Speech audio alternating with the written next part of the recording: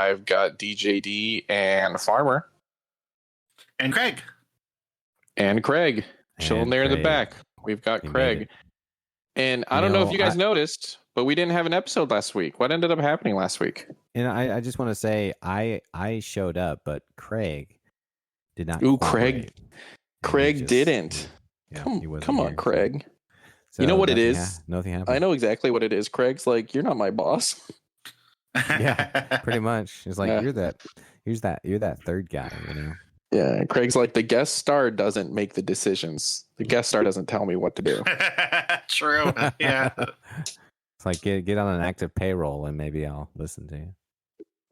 I had a dental appointment for my 2-year-olds. So like the city hosts like free checkups from, I think, like right around, it's going to stop being free right around now. And so I had to bring the girls in to get their teeth checked. And one of my daughters, she's got like some stuff on her teeth. We'll have to take her to a dentist when she's old enough to get her teeth cleaned.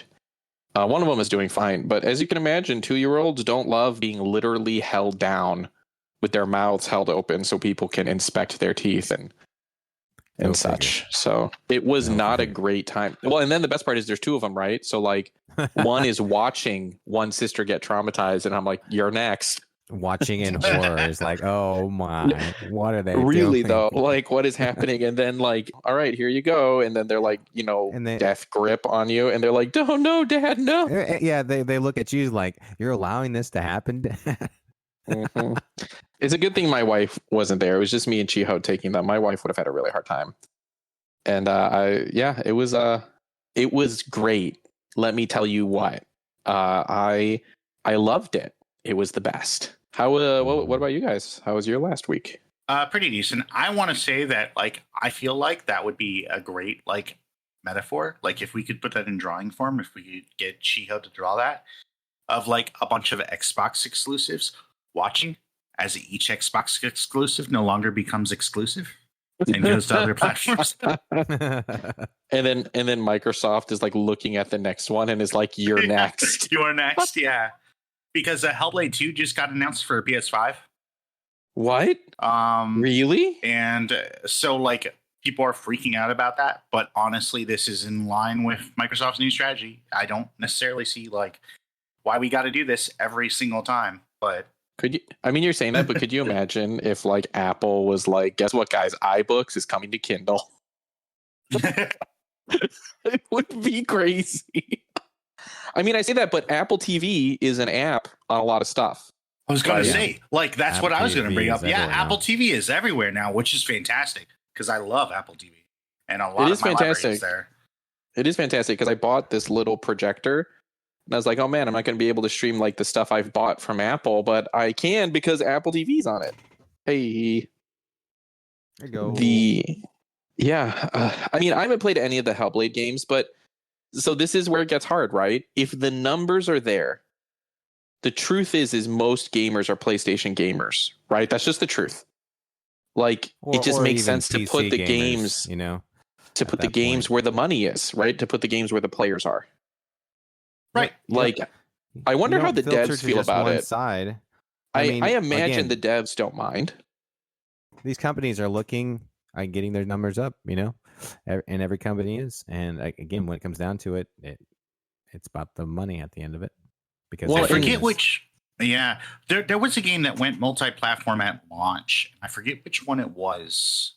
Oh gosh, but I remember that like Bethesda's head of like it was either Pete, who was like the head of Bethesda overall, or it was Todd, like the head of like the actual Bethesda dev team. Like he was on first name basis with these guys. Yeah. Peter Todd, right. Yeah. One of them was like actually really unhappy with like the fact that they didn't get to choose to put their game everywhere, and yet this other studio did.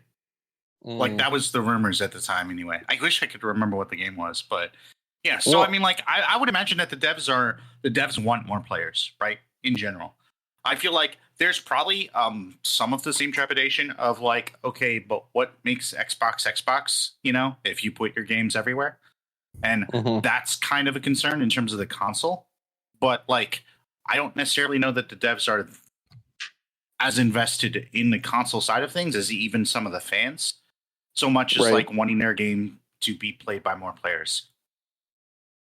We kind of have talked about this, but I'm going to lay this out for all the gamers listening. Listen, what makes Xbox Xbox? Why would I buy an Xbox if I can play all the games on PlayStation and then PlayStation has exclusives, right? And then I'm just going to buy a PlayStation and play those. Okay, sure. But why would Xbox keep making Xboxes? Because people also use these to buy movies, which they get a cut of. People use them to buy video games or buy stuff in video games, right? Like free to play online games or their library. And their whole library is already there. So all of the people playing free to play Fortnite on an Xbox Series S, right? All of those V-Bucks that they're getting, Microsoft's getting a third of that. Like there is still incentive. Granted, it may not be like the most, but there is still an incentive to have something in the market, right? I think people focus so hard on like number one, right? Like, oh man, we got to be number one. But you can be number two and still make good money. Right. You know what I mean? Well, and like, also you can make more money by doing this strategy, right? And then essentially kind of justify the still existence of your console as like still getting essentially free money after you pay back the price of the hardware. Right. So I mean, and we don't know what kind of deals they've got going on with, now that it's going to PlayStation, there might be some kind of extra deal to get it to go over there outside of what they deal with, Xbox at first when it first launches. So there could be a little more incentive or, whatever to get it over there. Plus, they've been toying around with this whole Steam integration with Xbox as well. And so I think there's just these new things that they're trying and new integrations with Steam and other things that are going to be coming about that we're just going to see Xbox just evolve a little bit. And I would say the truth is I think most Xbox gamers are millennials, right? From the original Xbox and Xbox 360 days. Most of the people who are on Xbox, they started in those days and have like stayed through. A lot of younger gamers now are not, right? And like they just gotta they don't know Master Chief, right? Like all younger gamers still know Mario, right? They all still know these. And where Microsoft does have over PlayStation, especially in multiplayer stuff, they have iconic characters, right? Like who's the Master Chief of PlayStation? And don't say like Spider-Man because that's a single player game. Like who's the Master Chief on a PlayStation? Does anyone know? I don't know. Like, I actually don't know. I haven't had a PlayStation since PS3. It would have to be something from a single-player game. It's not going to be from, like, a multiplayer game story, I don't believe. Right. You could say Aloy from Horizon, or you could say... Spider-Man. You could say something from God of War, Would it be Zavala? Like, how Farmer's just, like, going right past that Spider-Man comment. He's just like... Well, yeah, isn't Spider-Man the big deal on PlayStation? Isn't he like the console seller on PlayStation? People love Spider-Man. He's one of them. You could say like like the Last of Us characters potentially too. Yeah, you could say, but not every kid can play those games. It's true. Yeah. That's the thing. It's true. And so like, it's a really interesting problem where you don't have a lot of people on your hardware, but you have more iconic characters, in my opinion. You have more marketable iconic characters. So like, how do you do right by those IPs? I think that this relaunch the whole IP like Gears of War and you get it back out there to the new generation. That's what they could just make a new Gears of War game that is good, but sure, why not? We're in the era of the remake, right? So why not? It's not a remake, it's a prequel. So there's two different games. There's Reloaded, which is a remaster, right? Another remaster. And then which is launching on PlayStation as well as Xbox, at least as far as we know. And that's to get it out there to more people. Yeah. And then there is the prequel as well, which is coming. What is it later this year? I think it might be. It's coming pretty soon. I feel like. Yeah, but like, who cares, right? Listen. But What about the next game of it? You know, What about the I next wanna- game? I don't care. I'm right there with I you. don't care about I'm what's like, happening. What about the next Yeah. one? Yeah. Could you imagine if but- the next Halo game is before Halo 1? Like not Reach, but you know what I mean? Could you imagine if they're like, we want to explore the origins of Master Chief? No. Yeah, let's take No. a step back. What after we happened? left you hanging and everything, and let's Yeah. wait like 5 years or something like that. You know, maybe 6 Yeah, Or like, like, no. you know what? I would say like even Infinite was kind of that a little bit because like they skipped past like all the stuff that was immediately relevant to 5 and where 5 ended. Yeah, that's true. And 5 ended on a cliffhanger too. And it's like, Yep. wait, what? Like, I mean, and then you get Yeah. to like Infinite and it's almost unrelated. It just in terms of like how far ahead it's already skipped and- done or so. Yeah, You know, at yeah. that point, it's like Okay, picking up the pieces but where we. I'm going to defend. I'm going to defend the story of Infinite though, because one of hands down the most loved and best stories of Halo is Halo 3 ODST, and Infinite was very much like that. Of like you're Sure, going I would around agree. and you're putting together what happened, which Yep, that's true. was great. I mean, the one thing that's the biggest bummer, it's hard to, but you know, when you play a single player game and it's like all you play and all you think about and you're so about it, but then you beat it and it's done and you like almost forget Mhm. about it. It sounds bad, but like, you know, No, that's I how- played that's how it so goes. much Tears of the Kingdom, right? And I've just not turned it back on since I beat it. Mhm. Because why? Right? You put all Halo that effort Infinite, and energy for like weeks, you know, and then all of a Yeah, sudden, Halo Infinite, man, what a gone. good game. That Right? was good. Don't you I remember agree. grappling Yeah. around? What I a good loved it. story. Mm-hmm. What a good game. And then The I beat only it. problem I have with things like Halo Infinite is that there are very obvious ways that it could be better, right? And like Yeah. so even though like it was actually a really good story, I felt, and like a lot of fun playing, I felt. Mhm. And I feel like most of the people who play through the campaign would agree with that. Oh, yeah. The fact that it I didn't mean- have like all the people who co-op at played through the launch, campaign you are know, right and- here. Right? Yeah. All three of us who played the campaign are all right here. It's Well, great. and picking up the pieces from, you know, considering where Halo 5 left us, and then being able to do that, actually, they did a fantastic. It's kind of job, in my impressive. opinion. Yeah. Pretty fantastic that they came it up, you know, made it that well out, you know. But then yeah, also, no. like, what happened to Lansky? Right? so many threads that aren't like tied, you know, in that story.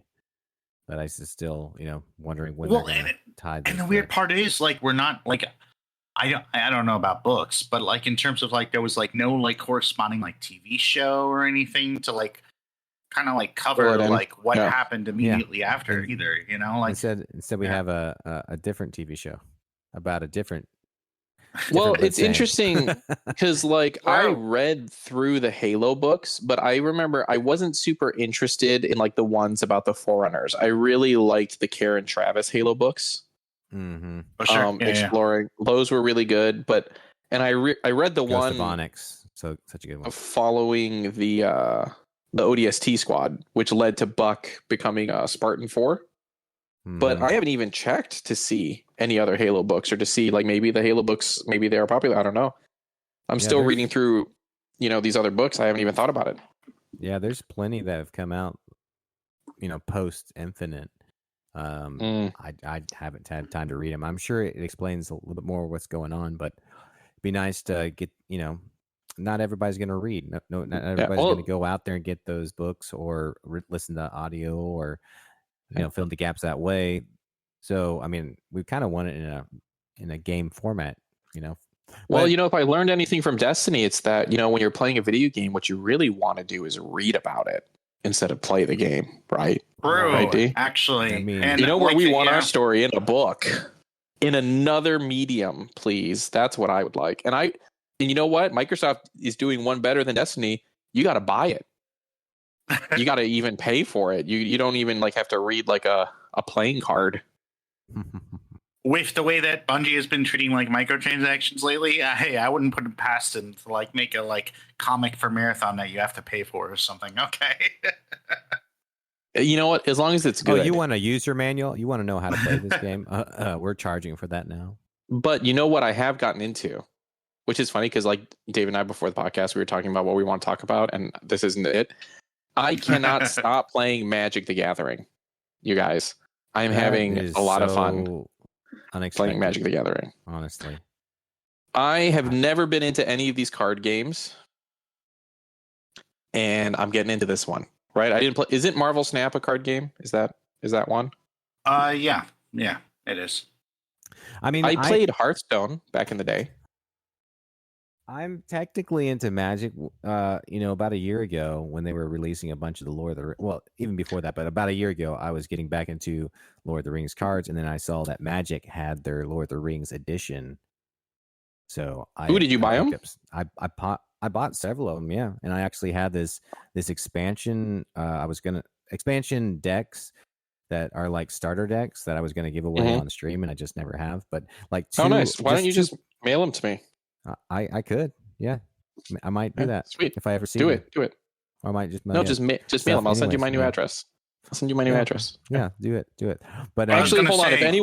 If anyone wants to mail me anything for free, just message me, DM me. I'm at DiJaDi on everything, and just mail me.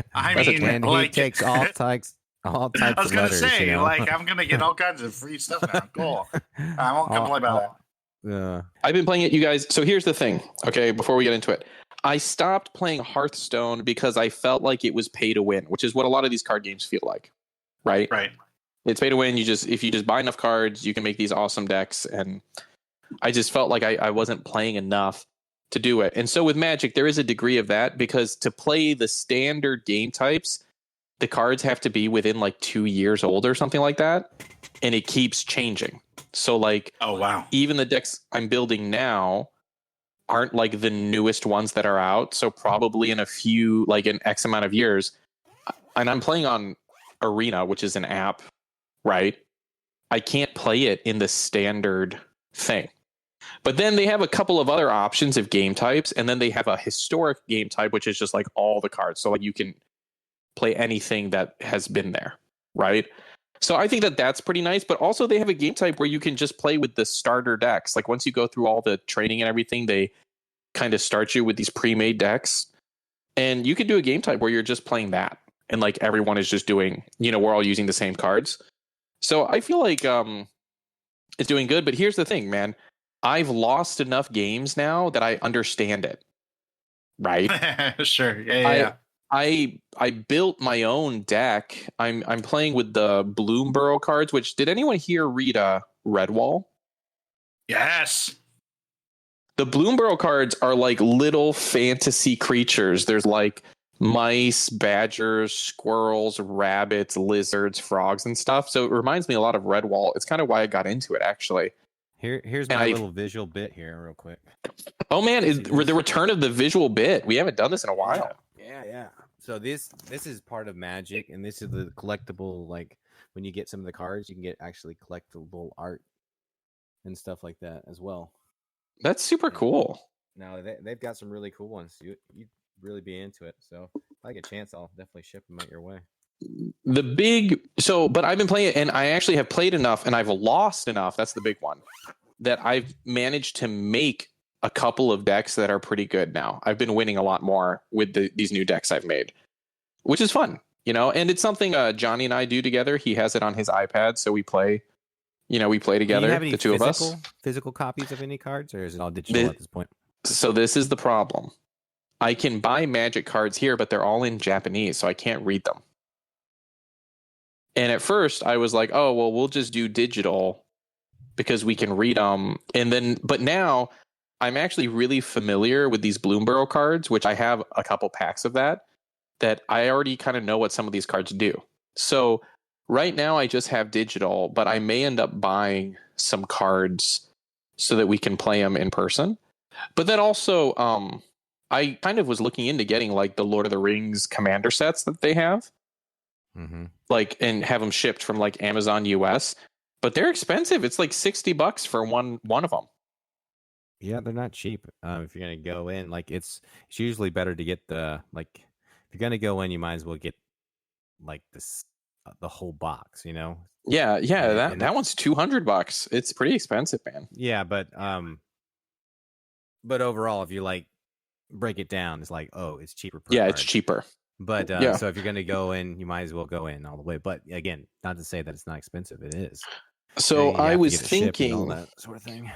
I was thinking of maybe buying some cards that we could play, but like not really keeping that up, right? Because that's going to be mostly just for us to play at the house. And then like for the newer cards and stuff, just doing it on the app.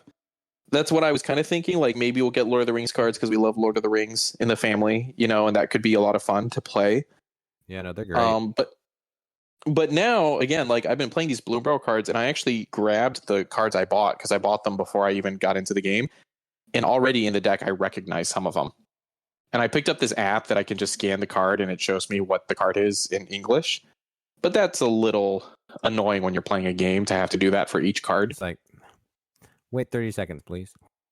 Well, no, it's actually like almost instantaneous, but it's still just like, you know, it's a lot to keep track of. Yeah, but you got to whip out your phone. You got to pull up the app that does it. Then you got to do it.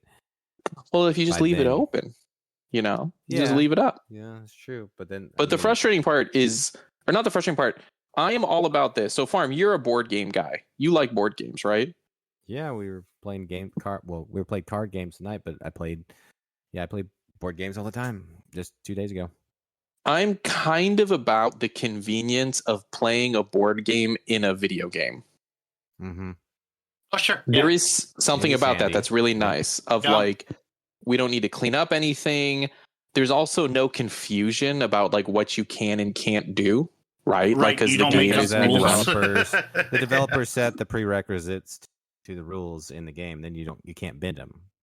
Yeah, that's one of the best parts about when we were playing TCG Lord of the Rings.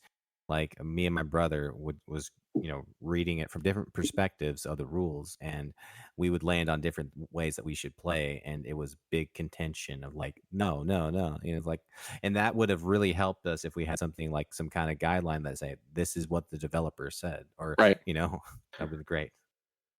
Well, actually, and even for me playing Magic, the amount of times I've read a card and I'm like literally like I just don't know what this is. I don't know what this means. Mm-hmm. So then like I play it and like the game just kind of walks me through it, right? Oh, okay, so now you need to select one of these cards and this card can do this and this, right? So that I think I wouldn't have gotten into it without the app. I think if it was just a friend of mine with like a Magic deck trying to convince me to play it, I wouldn't have done it. But I mean, I don't know. Maybe I would have, because like if I would have played like, I've put in some ridiculous amount of hours playing the game now. If I would have had that much time, then probably I would get into it. But like it wasn't that fun. I did have a friend here showing me how to play, and him explaining it and such. It wasn't that fun. It was pretty confusing. Right? I got into Gwent a while back, and it was pretty good. And I've always been like in and out of TCG games, but I actually have like my brother got me into this, like into the Magic Lord of the Rings stuff. I think a couple years back he got me some, and of course that's how you start the tangent. Sometimes it's like, oh, somebody just leads you down the path, and that's what happened to me. I'm like, oh, I should get this. It's Lord of the Rings, and I'm a super big fan, and usually when I get into something, I want to at least for the first month or two, I'm like all in, and so I still have never set up my online, my digital side of it, but I should definitely do that. And one of these days, and we should definitely play for sure. You should, because I play on my Steam Deck, which in my opinion is my favorite way to play, actually, on the Steam Deck, because Magic is on the computer and then it's on phones and like mobile devices. I just haven't set up my account yet. But man, just like when I've got 10 minutes, just do a quick game of Magic. It's been, especially now that I'm winning, it's fun. When I was just getting wrecked over it, man, some of these cards people have, dude, like it's just brutal, but I figured out enough. I really like it. I would like to do the physical card stuff, but I don't know that that's actually going to be really possible. I'm such a digital person and such. And then like because even managing like storage and all that stuff, And like you have to buy dice, they have special counter dice and stuff like that. Cause it's like, oh, if this one comes in, then you can add plus this to these characters and do this and do this. There's a lot more to it. Digital is easier, but then you don't get to hold a really pretty card. Like I've been looking through these cards I have. They're really nice, Yeah. So I don't know. And Magic has so many different expansion sets, like outside of just like Lord of the Rings, but they've done so many. Oh, there's Assassin's Creed here. I know. There's so many really cool ones they've done. And the one that I heard, they're releasing Final Fantasy in the next coming month. So this is a hard one, right? I want to get Lord of the Rings ones, but they're already in the historic section. Right. So I actually have a bunch of Lord of the Rings cards that I've been getting on the app, but like I can't play them in standard play. I have to play in a separate thing to play them. So I haven't done it yet. And I want to get a bunch of Lord of the Rings cards, but then Final Fantasy is coming, which, I've kind of fallen in love with Final Fantasy. I've been getting into it again, but I heard that they're doing Avatar: The Last Airbender later this year. Which that's the one that it's like, I'm going to spend $300. Yeah. It doesn't even matter how much it costs. That, just hold on. That's kind of what I was thinking. But I would like Lord of the Rings cards. Like those I almost want to get. I want to do that annoying thing where you get it digitally and physically. Right, D? Where you're like, I want to have the digital version for the convenience, but the physical version just because. I swear, like if I actually lived somewhere more stable and everything, I would already have like a bunch of books and stuff and everything. But I hate moving books. Like that's the worst. So, yep. You gotta move to Tennessee, man. We gotta start the NAV commune in Tennessee. Yeah. But yeah, Magic the Gathering. If anyone wants to play with me, David said. So D, let's get into it a little bit. You said you hate card games in my stream when I said I've been playing Magic the Gathering. What's up with that, man?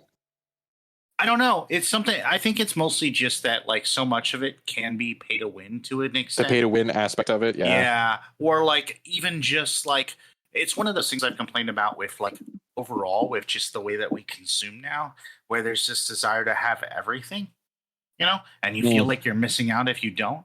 And like one of the examples I always go back to is Battlefront 2, where it shouldn't have been a big deal that getting everything was going to be so expensive because there was a lot of content there and you should have just gone after what you wanted, So like the microtransactions of that looked super egregious if you were going to purchase everything.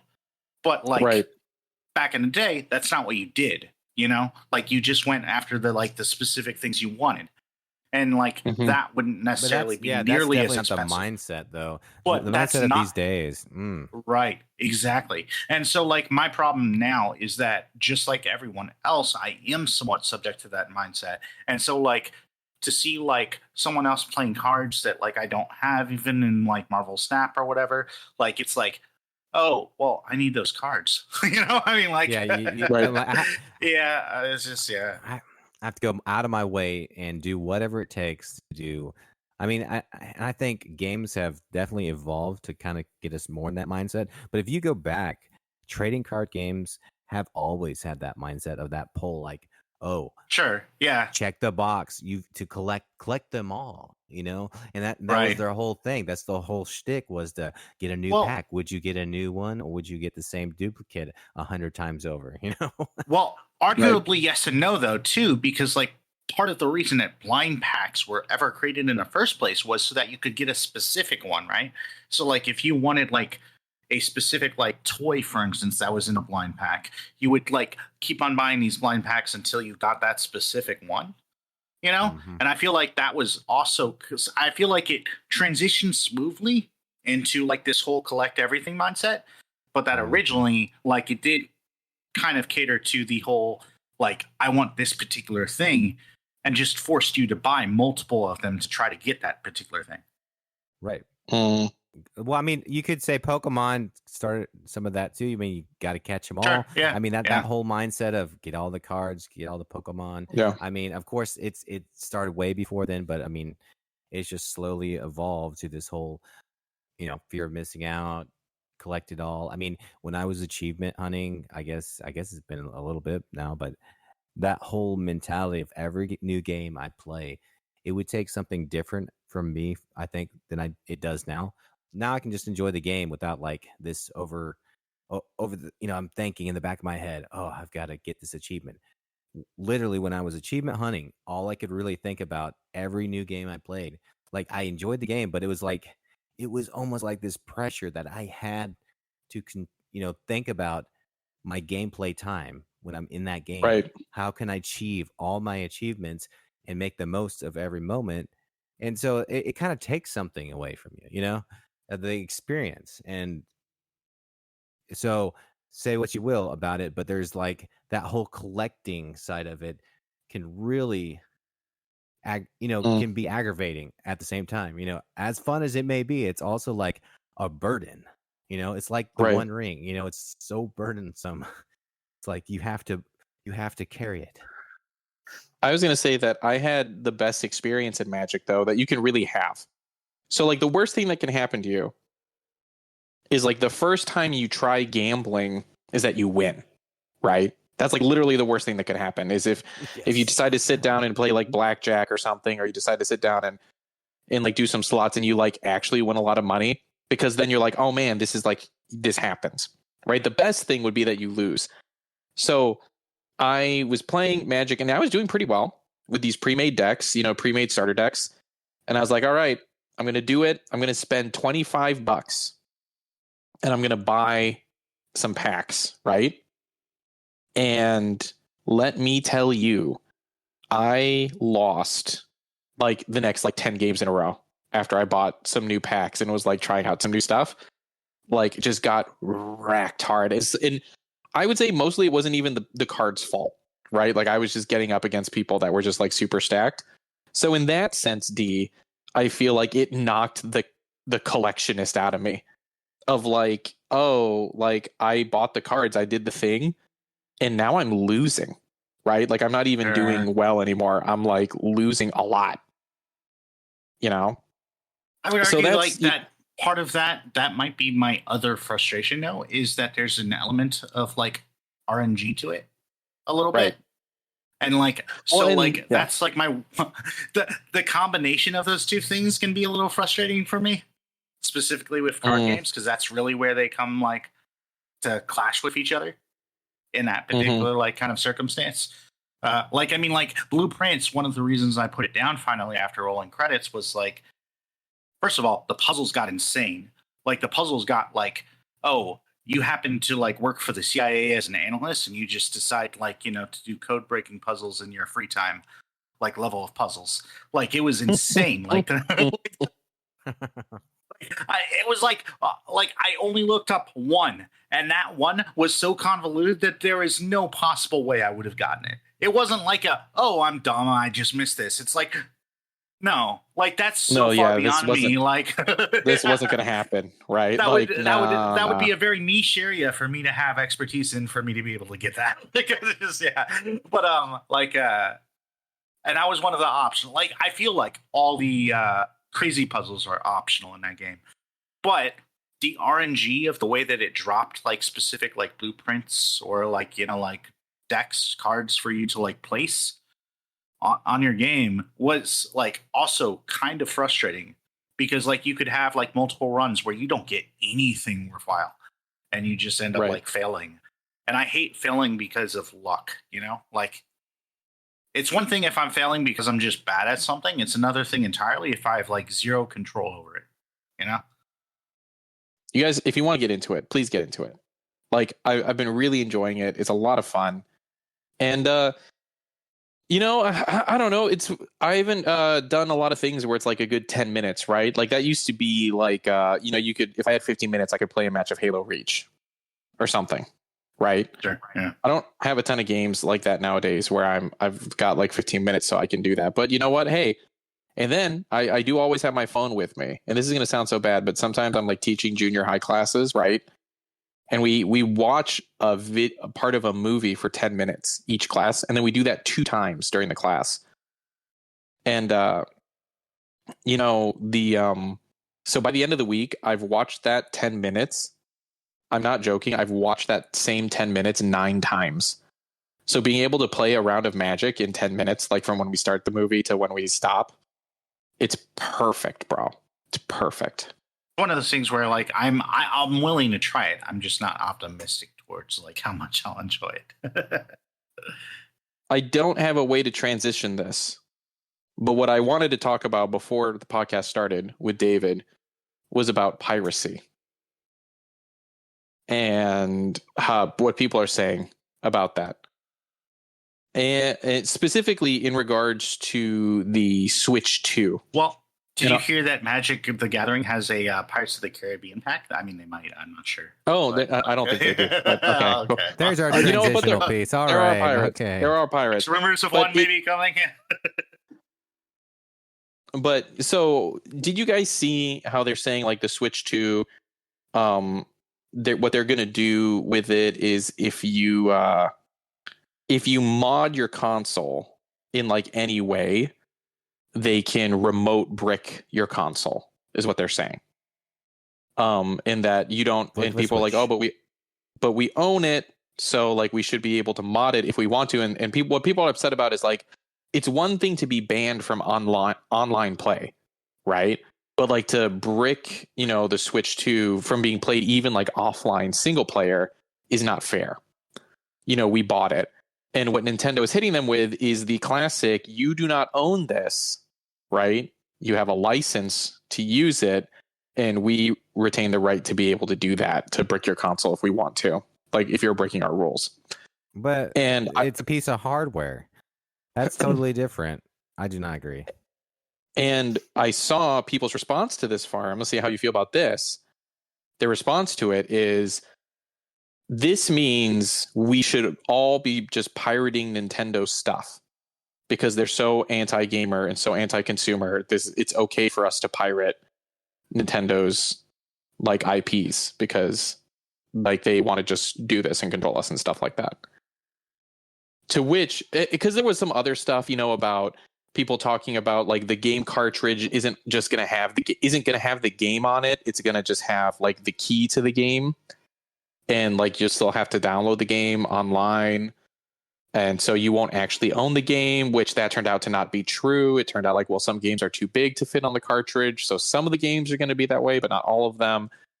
And, just kind of that whole digital versus physical, like, owning your own media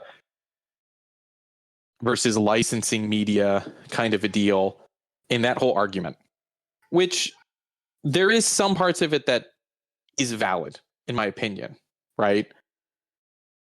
Like, if you watch Lilo and Stitch on Disney Plus right now, it's different than if you own the movie. Are you guys familiar with this? They retroactively made changes, and so if you own like the DVD, it's a different product than what you can get like through like watching a licensed one, online or whatever. But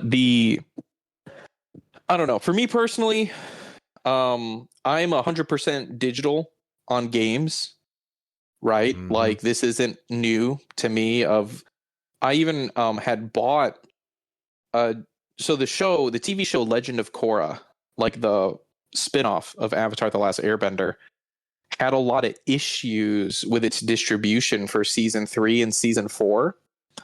And I had bought season 3 and 4 on iTunes, and I downloaded the files to watch them, right? At the time, I didn't just stream them. I was downloading the files and watching actual files on my computer. And then Nickelodeon actually took it down off of all distribution. So basically what happened was people were not watching it on TV. And so they took it down and they made it so you could only watch it through their website, which upset a lot of people because they had actually bought it on like the streaming, platform of their choice. And then they lost access to this thing they bought. But for me, it didn't actually affect me because I actually downloaded the file itself, right? So I could still watch it. And it took a few months for it to get worked out that they then allowed people who had bought it to watch it, like to stream it, right? But they weren't allowing new purchases of it. That's so annoying, though. And then they finally just put it all the way back out, which that is annoying. And that's a case where like that would be super annoying. right? That I bought this thing. But again, for me, because I downloaded the files, or like if I had it physically, which they weren't selling it physically at the time, I wouldn't have had that issue.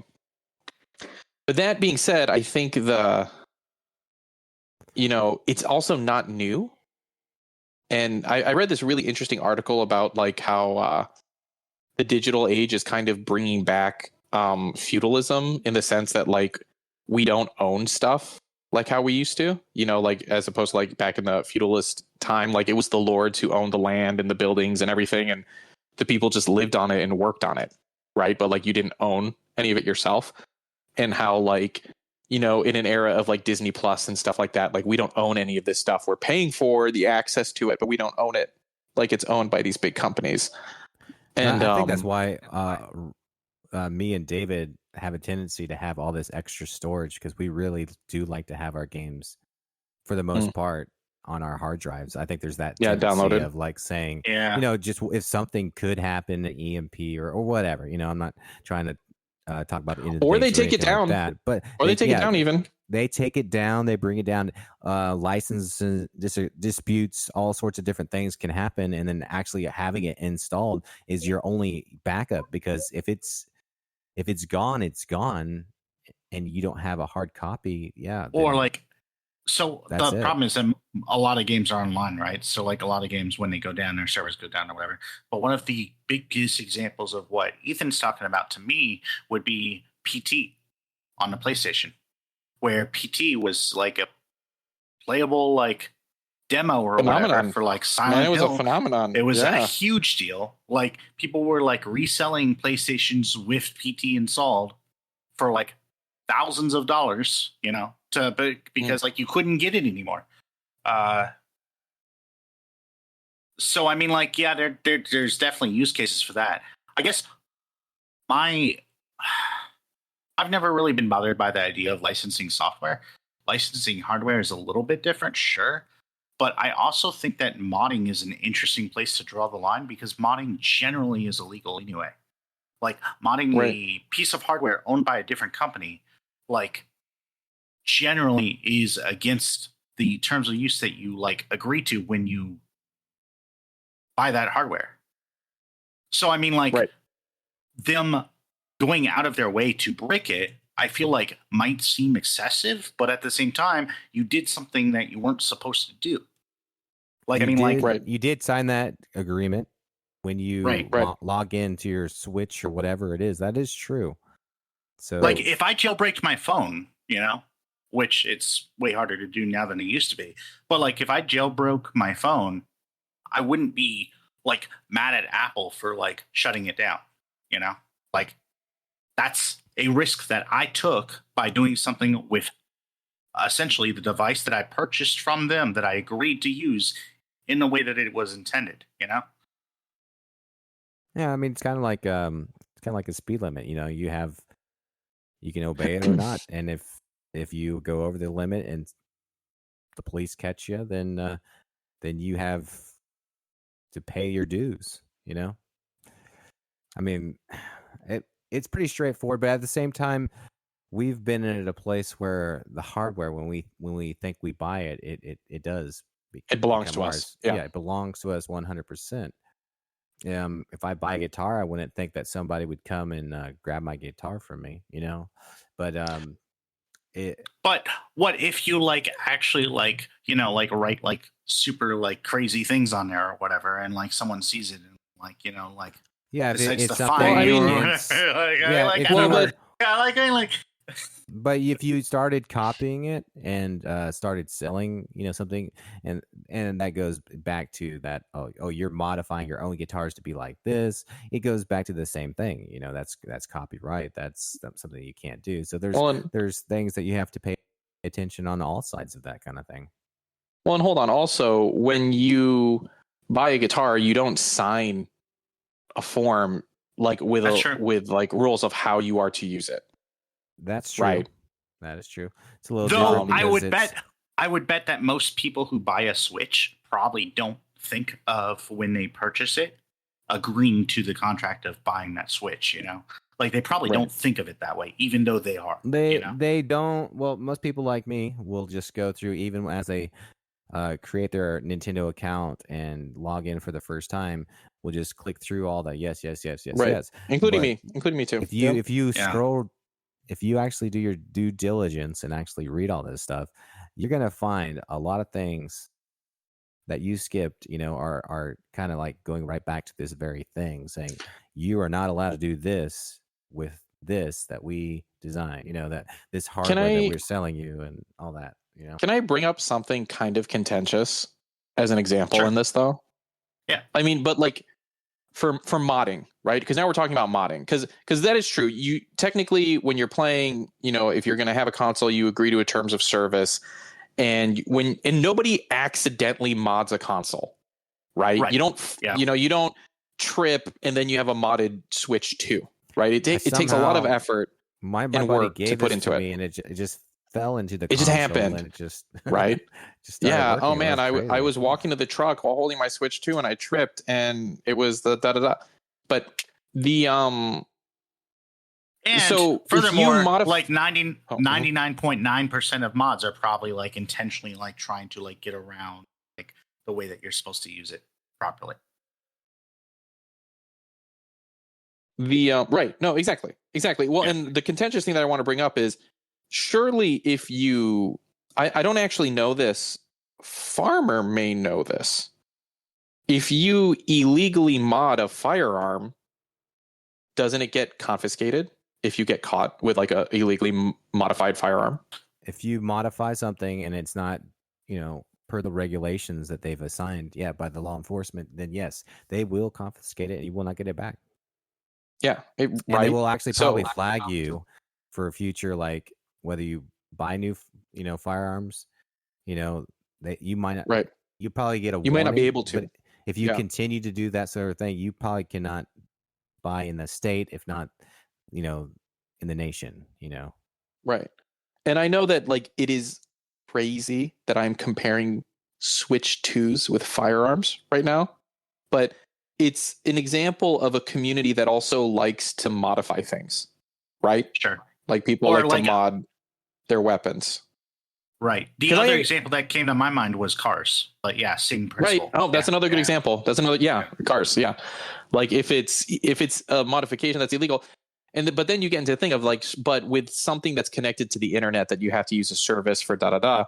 So Nintendo has an easier way of tracking and knowing if you've modified your item, right? As opposed to like the police, they would have to see it, right? Or it would have to be reported. But all the way back around, so the people's response to this, so whether or not, I don't want to defend Nintendo saying that they're going to brick your console for modding it.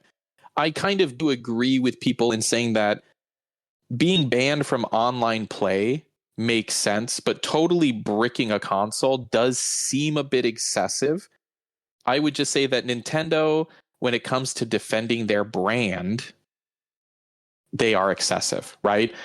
There are plenty of streamers out there who are playing on modded Switches and doing stuff you're not supposed to be doing, that Nintendo doesn't want you to be doing, right? And I would also say that Nintendo is probably the target of more modding than most other console makers, at least. Yeah. No, agreed. I mean, look at like all the Treasure. We have friends who do it. The Treasure Island situation on Twitch, right? Nintendo, that's not how they intended people to play Animal Crossing. And people are doing it. And it's like, well, why can't they just let us have fun? And I would just say, because they're Nintendo. They don't want you to have fun. They don't care about that. Yeah. That's not what they care about, is their game. But I want to go all the way back around to the response I saw on Threads. I remember I texted David about this because I was so annoyed. Was people were like, it's like the morally right thing to do is to now pirate Nintendo games. Yeah, wait. And it's like, how'd you get from A to Z? Right, exactly. Like, we should steal from them. We should pirate games from Nintendo because look at what they're trying to do to us. And it's like, well, one, this whole situation is kind of trying to get around pirating too, right? Because that's one of the ways people mod stuff so that they can easily pirate games. And like, full stop, pirating is just stealing. That's just it, guys. Like, I feel like, it sounded like such a square, but like, it's just stealing. That's just because it's easy and you're not likely to get caught doesn't change that you're stealing something. Like, there is not a conversation to be had here about it. The best conversation is the, I really want to play Final Fantasy Tactics, but they don't sell it on Steam. It's not available. So the only thing I can do is pirate it.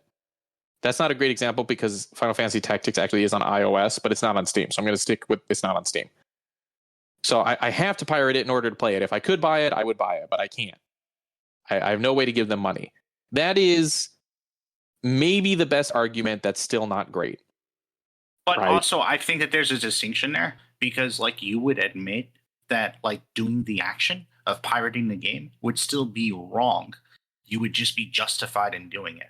Whereas I feel like we need to have, like, a serious conversation, especially with younger generations, when it comes to consequentialism and just the idea that, like, justification of a thing does not suddenly change its morality or ethic. Right. You know?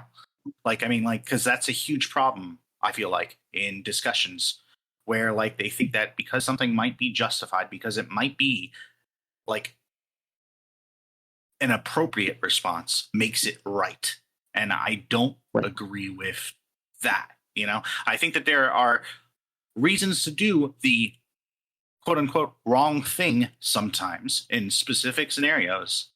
But, like, the biggest part of that is knowing that it's wrong, acknowledging that, regardless of, like, the intent, you know, and then taking responsibility, you know, for that, accepting the consequences. Exactly. Too, you know, right. I mean, yeah. I mean, you will be subject to those consequences, and if you're okay with accepting those terms, then that's, you know, you've made peace on that, and that's okay.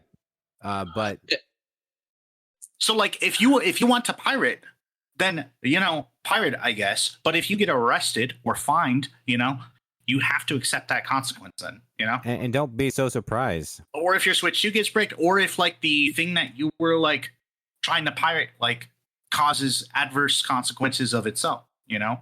Like a studio, like, not making more movies or games or whatever, or something like that. Right. I think one thing too is just, like, also the whole flip on, okay, because we don't get our way, we don't get exactly the way that we think it should be, that all of a sudden we become full blown, like, thieves, you know, and, like, okay, we're going to just, because Nintendo or whatever company isn't playing like the way we want, or being able to abuse it the way we want, then we're just going to go all out on the opposite side of the spectrum and bash their names, steal what, you know, is rightfully theirs, and go completely a 180, you know, on all that. Right. And just I am so happy that you just said that. Thieves. Yeah. I'm so happy you said thieves instead of pirates, because, like, I feel like some people be like, this conversation is so, like, on the nose and crazy, but, like, I appreciate it. I really do. Like, because it's like, no, that's what it is. Like, you know, one of the what I said to David, I thought was nice. I want to say it here, is it's pretty incredible. And I think, you know, for anyone listening and such, whatever you feel about pirating, or whether or not you do that, or modding, or whatever, like, to think about, like, are we so consumerist now that, like, just because you want something, it gives you the right to take it for free, right? I want this. I have a way to take it. I'm going to take it, right? Like, does anyone, like, are we really that consumerist and that focused on, like, what I want out there, right?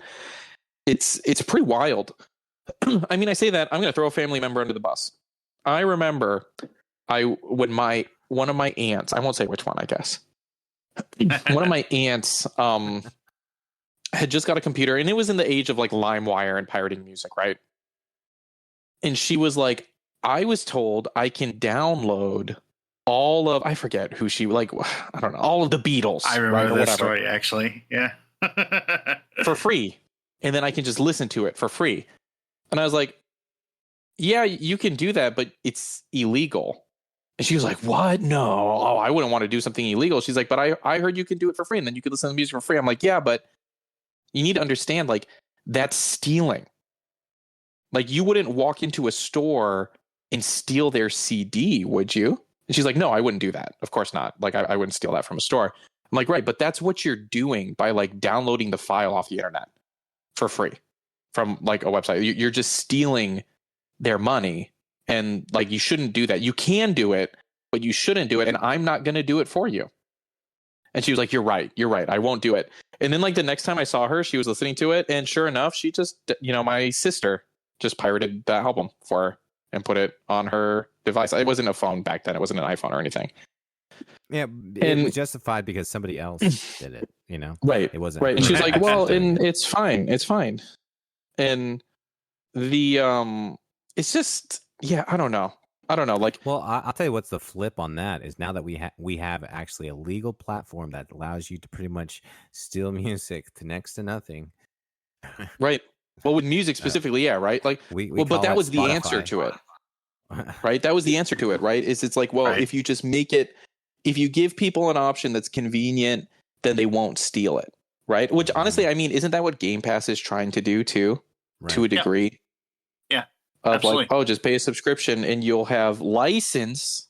You don't own the games. You'll have license to play these games, and then you don't have to steal it. And then they're kind of going to get some money from it. It won't be as much as if people are buying it, but it's better than if everyone pirated. It's a hard conversation, and like it's hard. And I think the hardest part is everyone on the pro pirating side. You're just wrong. That's the hardest part. Like you can say whatever you want to say, but it's just wrong. Like that's it. And with this day and age that we have things at our fingertips, things are just so easy to just like quickly do any of that kind of thing. And you really have to kind of like take a step back and kind of analyze the situation a little bit, because if not, you're just going to be just going from point A to point B and just doing it because it's so quick and easy to do. And the easy thing's not always the best thing. And because they want to. That's the stupidest thing. That's the thing. It's because you want to. Yeah. And it's entertainment. It's because you want to, and it's entertainment. We're not talking about stealing insulin, right? So that you can live. We're not talking about that. We're talking about, I want to play this game on here. I want to play Final Fantasy Tactics on my Steam Deck and not on my iPad. And they don't have it on Steam. So I guess I'll just pirate the game. And so I can play it on my Steam Deck. It's really their fault that they didn't put it there. No.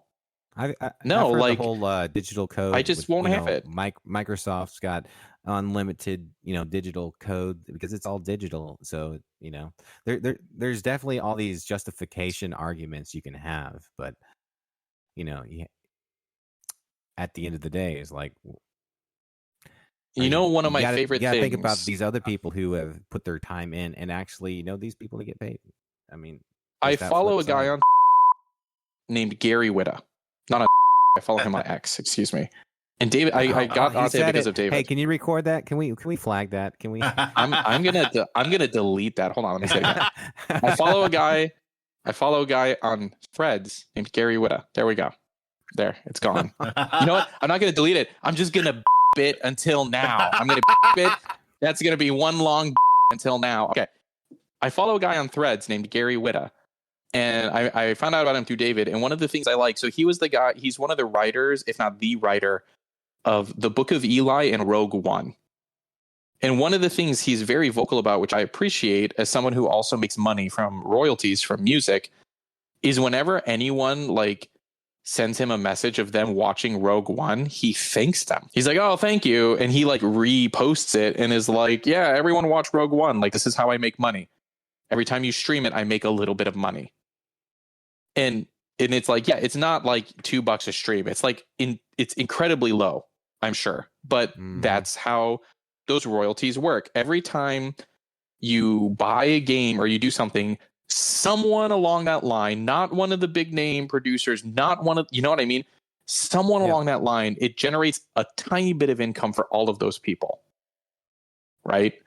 And like you're telling me that trend, to get it out there to do it. And then that could actually bring the popularity to that thing a little bit more, help them that much more. It's a spiral effect, as we see with all the algorithms that are out there anyways.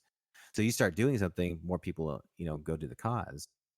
So well, that, and it's just very like important. you're telling me you want to deny all of those people like their rightfully earned income because you want to play a game, Right. or you want to watch a movie. Like it's just so ridiculous. The hours Well, and of just whatever they put into it, you know. The very fact that your morality and principles are subject to like what you want to do, as opposed to like being consistent across. Like no one's perfectly consistent, but come on, like changing your very view on a thing just because you want to do something is stupid. It's so incredibly selfish. It's in and of itself immoral and unethical. The fact that they can't see the similarities from that to actually going into a bank and robbing a bank is, right. You know, I mean, that's exactly what I was going to say. My son wants to Switch 2. And I broke down, if you save up your allowance, this is how long it's going to take for you to buy Switch 2. And it's like 2 years. If he saves his allowance every week, it's like 2 years.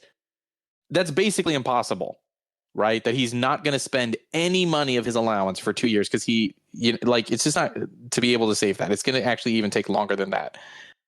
Like, you don't see me encouraging him to be like, for people who are like, well, I don't have the money for da-da-da. I'm not telling him he should go rob a store and go steal one, right? You know what that means? It means, guess what, bud? You're not getting one, or you need to figure out a way to make more money to be able to get the thing you want. It doesn't mean you should steal it. And it doesn't mean you should give up all of a sudden, too, you know? Yeah. When did this become the Law and Order podcast? We're over here just like hating on pirate. This is going to be the episode that people listen to, and we're going to get so much flack for this. We're all down on pirating.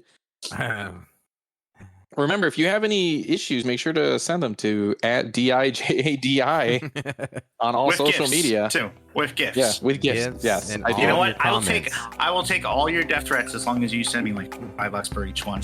I'll take all your Is that going to be a new redeemable?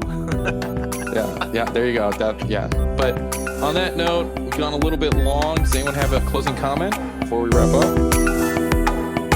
No? Okay, that's it. Bye, everybody. Bye. Oh, no. I didn't have the thing out.